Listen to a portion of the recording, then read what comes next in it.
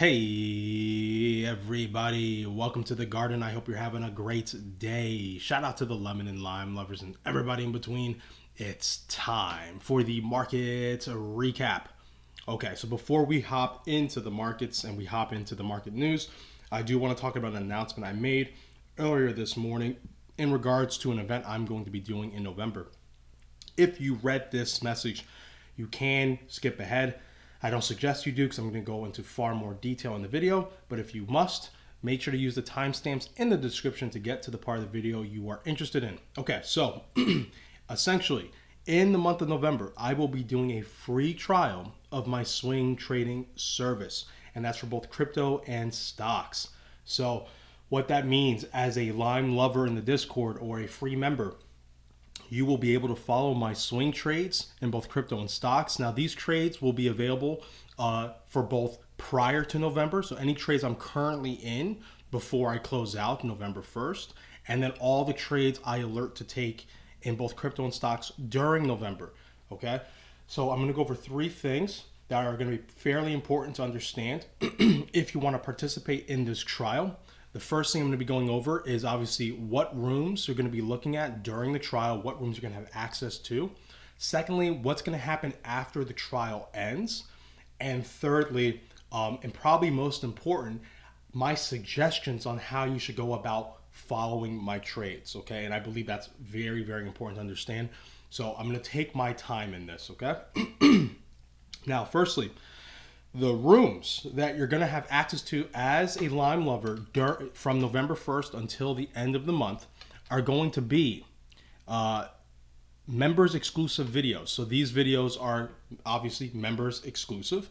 So these videos are I post two a day, which is one focused on crypto, one focused on stocks, and they specifically go over our positions. So it's far more in depth than the market recap videos, and they're per position, okay?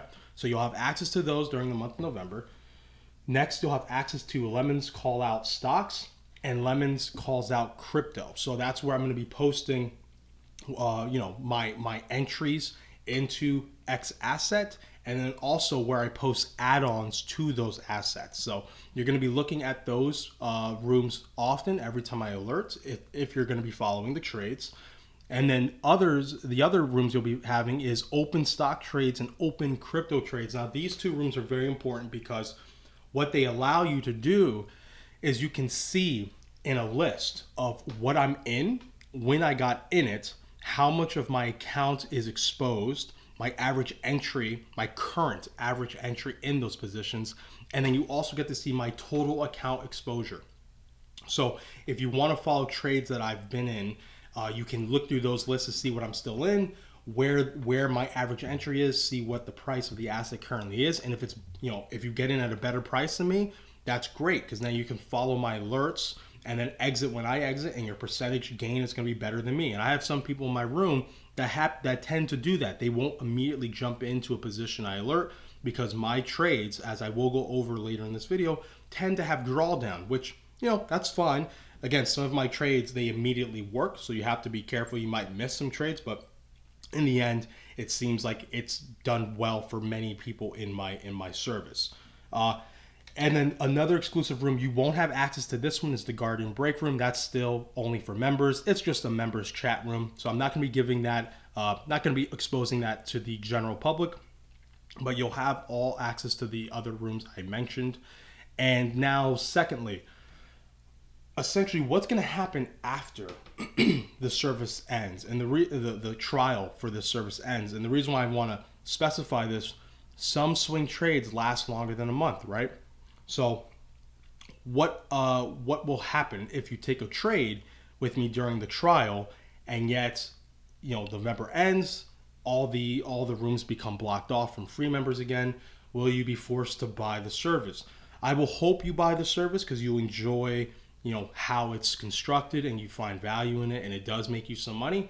But even if you choose not to, I have made the decision. All trades I've taken from this point on and during November, all the updates will be posted in Lime Lover Callouts Stocks and Lime Lover Callouts Crypto. Okay, so I'm going to say it one more time. All of the positions I take during the month of November and previous November, they will be posted here. All right. And the reason why is if you do not choose to buy the service, you will still have access to these rooms because these are free rooms. All right. So any add-ons I do in a position that you might be in with me, they will be posted here. And then obviously when I close a position, it's in the serving lemonade room, and that's public as well. So do not be afraid if you decide to participate in the service, but you don't want to buy the service. Whatever trades you've taken with me, you can still follow those trades as long as it's within November or prior to November. After November, all the trades I post after November are going to be back behind the paywall, okay? Now, thirdly, and this is also very, very important, how I suggest you follow my trades. I already said before that my trades tend to have drawdown, and that's kind of the nature of swing trading. And the secret sauce to my trading is having strategic add-ons. So if you followed my trades, whether you're a member or a free member, I do post, weekly, bi-weekly free trades. You will notice I'll say buy Bitcoin, and risk 1%, right? And then I'll do an add-on, buy Bitcoin, add-on, additional 1%, total risk is 2%. So what I'm saying is I first bought here, then price came down, I bought here again and did another 1% buy. Price fell further, now I did a 2% buy, and then price fell further, I did a 4% buy. It doesn't always happen like this, where it's like I'm doubling every time. Sometimes I'm doing 1%, 1%, 1%, 1%. Sometimes I'm doing 1%, 2%, 1%, 1%, okay? My decision making on that is all premeditated. So essentially before I even do this first buy, I have planned out levels where I'm going to do additional buys, and I also have planned out how much I plan to totally risk. Okay, so I may have, let's say, so this is 6%, 7, 8% here in risk total, right? In my mind, I may have it, that's my limit. I may say, okay, no, if it comes down to this level, I'll do another 4% buy. So 12% is my ultimate risk. If it hits my stop loss after that, then I've lost the trade. I always have a total risk in mind that I'm willing to expose to an asset. It does change depending on the asset. For example, Bitcoin, I will expose far more of my account to Bitcoin than I will to Avalanche. Okay? So again, that's kind of how I go about this. Now, the way you should follow my trades will vary depending on your account size. Now, if you have more money, you obviously have more advantages. What I mean by that is you can follow more of my trades. So if you have a larger account size, you can follow more of my trade callouts and risk less capital and still make a good return. If you have a very small account, let's say $1,000, $500, $100, that's not going to be possible to follow, 8 to 10 trades I may call out within a month. What I would suggest is you focus in on 1 or 2, maybe 3 at most. And when you do buy into one of my callouts, do not buy 100% the moment I tell you to get into this, because I have drawdown, and some of the drawdown can be significant. There are trades where I had 20+% drawdown, which is fine, because I plan for that drawdown. I actually seek it at times so I can do strategic add-ons to better my average entry. If you don't approach the trades like I do, they're gonna fail. Okay? So instead of doing 1 or 2%, let's say you can maybe do 5, 6% per position. But if you're gonna do something like that, make sure you focus on less of my trades. Focus on 1 or 2. That way you're not spread too thin. And as I add on to positions, you will still have the capital on the side to add on, okay? Now let's get into leverage.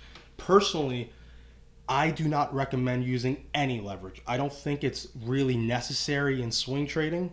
And because you face significant drawdown with the way I trade at times, it's not all the time, but there will be some positions where there's significant drawdown, like 20% plus. Leverage can destroy your trade. If you are set on using leverage, I would not recommend anything higher than 2x. All right. If you want to go higher than 2x, that is on you. I'm not your babysitter. You are a grown ass adult. You should be able to make those decisions. And if you lose money by getting liquidated following my trades, that's your fault. I'm not using leverage in any of my swing trades at all.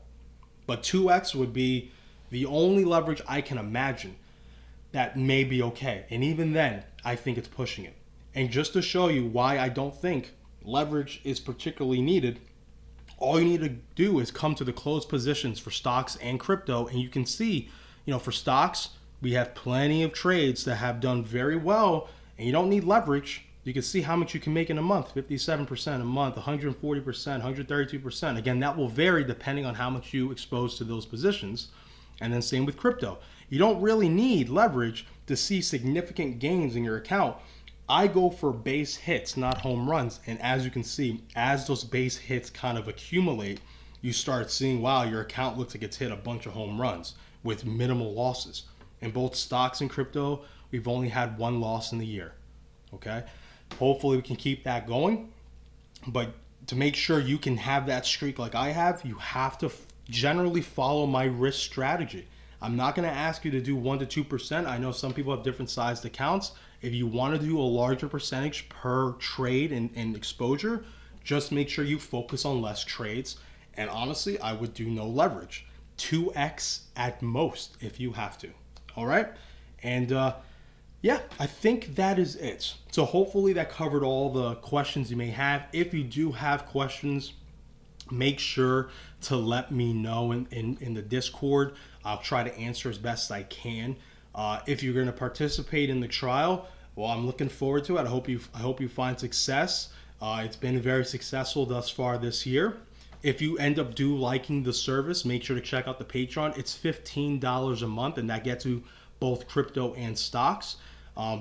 If you end up really liking the service and you're more interested on how I trade, like how I actually do it, you can again check the Patreon. I do a tutoring service. You can do per session $100, or if you want to pay for the month, it's $300, and you get one session free, so 4 sessions in total. Okay.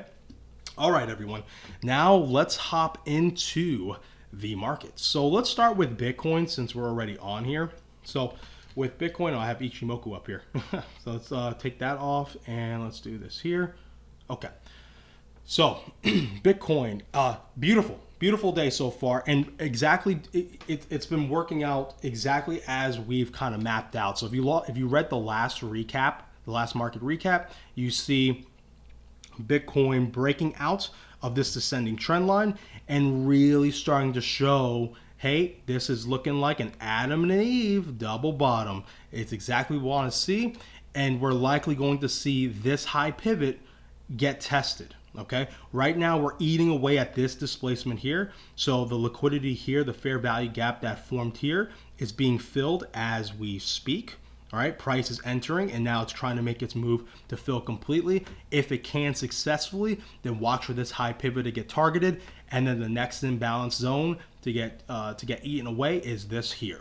Okay, so we're on our way. It's looking great. We'll see if we can continue that follow through, but I am liking what I'm seeing. This breakout does imply we should see an extended move to the upside. Okay, and at least to challenge near this level and potentially beat it, and then start working on this huge displacement over here. All right, now let's go on to the dollar. So we skipped ahead, went to Bitcoin first. We'll do dollar next. Dollar's doing exactly as I discussed it would do, well, at least what I thought it may do from the last recap, taking out this pivot low, breaking this ascending trend line, and now making its way towards the 108 zone. So I still have the doodles from the last video, and this is what we're looking at. It's looking absolutely fabulous. We're seeing that continued push lower, and I think it's very likely we do get to 108. Now, we may see a move to the upside now that we've taken some of this liquidity under this pivot, which is about 110, and we may get a push back up towards 111 and potentially even 112-ish, okay? And that's okay. That is okay, because what's happening is there's a displacement starting to form above us. As long as that's held and respected, and then we continue lower, it starts creating what? A new trend to the downside, another lower high, and then potentially another lower low. All right. Eventually, we want to see price get down towards 108 and begin to rest there. So far, so good. If we want to see a short-term rise in both equities and crypto, and this is what we want to see, and that's what's happening. So next, let's look at the Dow. And what's interesting about today, crypto's having a decent rise, but the U.S. indexes are pretty lackluster. They're fairly flat, right? They're not really doing much, which could lead to the idea that we are going to have a resting period. If this turns into a bullish consolidation here in the Dow, we might actually see this descending trend line get broken through. So we want to watch very closely if the Dow is going to slow down here and start a bullish consolidation. If it starts looking like a full-on retracement, watch for the levels down here at 29,600 to 30,250 to get revisited. If these two zones are held decently, we can then still see another move back to the trend line, the descending trend line, okay? So it's okay if we start seeing a slowdown in the rise as long as we have a fairly bullish retracement or we have a bullish consolidation. If we have a straight swing failure, then look for these lows to get taken out, all right? In my opinion, it's more likely we're going to start seeing a consolidation and then a rise back towards this descending trend line, all right? But I am liking what I'm seeing overall. It's looking pretty nice, We did eat away at most, if not all, of this displacement as well. All right, next is S&P. So S&P, very similar to the Dow, starting to show signs of weakening from the rise, and this can definitely see a retracement if we're gonna turn around for the rest of this week, coming back down towards 3,800 to 3,750-ish. All right. If we hold those levels, then it's going to get quite bullish. And another trend line we want to watch in the very, very short term is this one right here. Okay. So what we want to see ideally is if price is going to turn over, comes to this level here, starts consolidating, comes lower, and then holds this trend line and then breaks through like that. That will be very bullish and will then start implying that move towards the 3,900s to the 4,000s. Okay. All right, and then next is the NASDAQ. So NASDAQ, and look at NASDAQ. See, I always say the Dow has usually the smaller percentage moves, the S&P is then the moderate, and then the NASDAQ is the extreme. Right now, it's looking like the S&P is the smallest and Dow is moderate. It's usually the other way around. NASDAQ is always the extreme, so it's actually showing a weakish, a red day comparatively to its associates here, the S&P and the Dow. But again, not inherently bearish, more of a potential consolidation starting here, depending on how this daily candle closes. We have a little over 3 hours before it closes. So if we close engulfing though, so if we close a bearish engulfing candle, then watch for that retracement back towards at least 11,200 to then 11,000. All right. If that holds, that's fine. We potentially are making a new change of character, a higher low. So it's not the end of the world if we do come down. It is far weaker though that we didn't really decisively take this high pivot here. All right. We did wick above, but we didn't close above. So we do want to keep in mind the NASDAQ has shown some weakness and we are still in this descending channel. So we have to respect that. But these are the beginnings of a potential change of character. If we hold this level, it starts looking quite bullish, and you could even say maybe an inverse head and shoulders forming here. Let's take a quick look at oil, because oil is having a pretty decent day. So like I've mentioned, oil's in the levels where, hey, if it starts retracing all the way back up, it's totally normal. Bounced off this support level. And so far, it's having a beautiful day. We may be making our way back up, like I kind of mentioned in that last recap. You see my last doodle here. Watch for it to get back towards the 90s to even $100, $103, and then potentially start showing weakness to come back lower. All right. If it's a really weak rally, it wants to fail here, that's possible. But in my opinion, it will likely break above this high to grab any liquidity there, and then break through this high to grab liquidity there, and then start faltering on this ascending trend line. Okay.